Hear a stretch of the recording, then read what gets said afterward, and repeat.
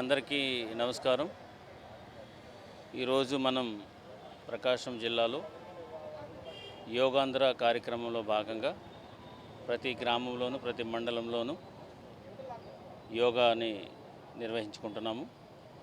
మనందరికీ తెలుసు, యోగా క్రియ అనేది కేవలం భారతదేశంలో పుట్టి భారతదేశంలో పెరుగుతున్నటువంటి కళ ఇది. దాన్ని ఈ క్రియలన్నీ కూడా మానసిక ఆరోగ్యానికి శారీరక ఆరోగ్యానికి అన్నిటికీ కూడా ఉపయోగపడేటువంటి క్రియ ఇది.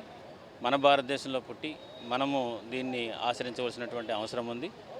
అది గుర్తించిన తర్వాత కేంద్ర ప్రభుత్వం యోగా దినోత్సవాన్ని జరుపుకుంటుంది. దానిలో భాగంగా మన రాష్ట్రంలో కూడా యోగా దినోత్సవాన్ని జరుపుకుంటున్నాం. దానికి ముందు సుమారు 15 రోజుల నుంచి కూడా అందరినీ కూడా పబ్లిక్ని కూడా ఇందులో ఇన్వాల్వ్ చేసి ఫ్యూచర్ జనరేషన్స్ అదేవిధంగా ప్రజెంట్ జనరేషన్స్ అందరిని కూడా కలిపి ఈ యొక్క యోగాని అందరూ కూడా అనుసరించేలాగా చేయాలనే ఒక ముఖ్య ఉద్దేశంతో శ్రీ నారా చంద్రబాబు నాయుడు గారు ముఖ్యమంత్రి వర్యులు దీన్ని రాష్ట్ర వ్యాప్తంగా చేయమని చెప్తున్నారు. అందులో భాగంగా ఈరోజు మనం ఇక్కడ ఒంగోలు టౌన్లో జరుపుకుంటున్నాము.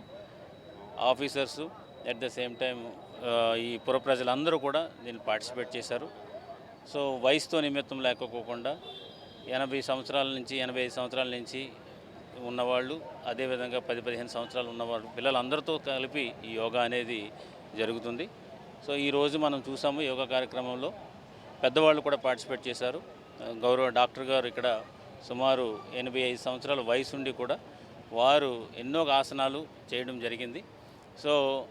చాలామంది ఒక 70 సంవత్సరాలు లేదంటే 60 సంవత్సరాలు 65కే వాళ్ళు కాళ్ళు సహకరించగా ఉన్నటువంటి పరిస్థితుల్లో వారు యోగా చేయడం వల్ల 85 సంవత్సరాల వరకు ఫిట్గా కూడా అన్ని ఆసనాలు వేయడం కూడా మనం ఇప్పుడు చూసాము.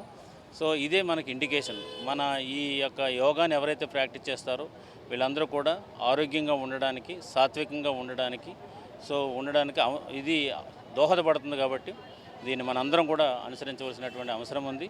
ఈ 15 రోజులు జరిగేటువంటి యోగా కార్యక్రమంలో ఈ జిల్లా వ్యాప్తంగా అందరూ పెద్ద ఎత్తున పార్టిసిపేట్ చేసి దీన్ని ఉపయోగించుకోవాలని చెప్పి సందర్భంగా తెలియజేస్తున్నాను.